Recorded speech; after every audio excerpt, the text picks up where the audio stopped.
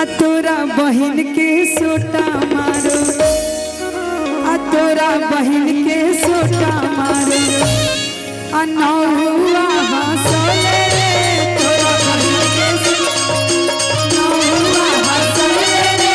तोरा बहन के हतिया हतिया सोर कइले गधोला ले अइले रे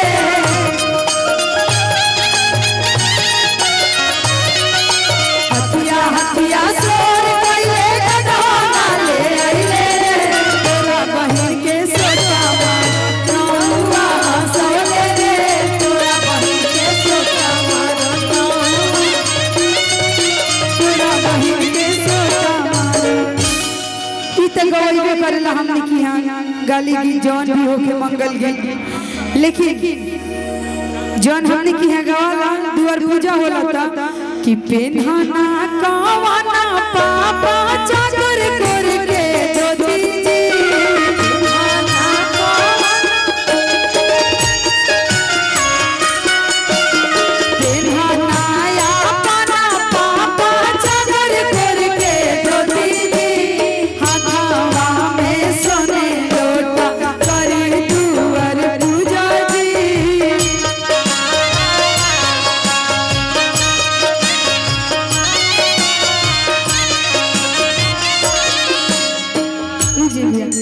पारंपरिक बोलावल गई बगावे के ताम थोड़ा थोड़ा ही सब सुनावत नहीं है कि ज्यादा टाइम नहीं हमारो छपरा निकले के प्रोग्राम में। अब देखिए दुआर पूजा हो गई, अबे बाबा दुआर पूजा हो गई बा। अब जब दुल्हा मारो में आवे ले परीक्षा होला था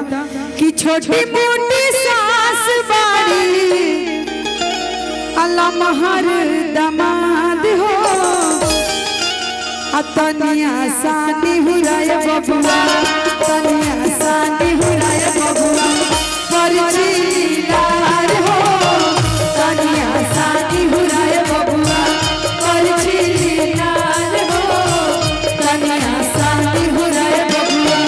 छोटी मोटी सास बाड़ी छोटी मोटी सास बाड़ी लमहर दामाद हो तनिया सानी हुराय बबुआ तनिया सानी हुराय बबुआ परछीलार हो तनिया सानी हुराय बबुआ परछीलार हो तनिया यही में गवाला जब बबुआ दुल्हन लेके आवेले अपना घरे कि सोने के सिंहरवा लिहले कि सोने के सिंहरवा लिहले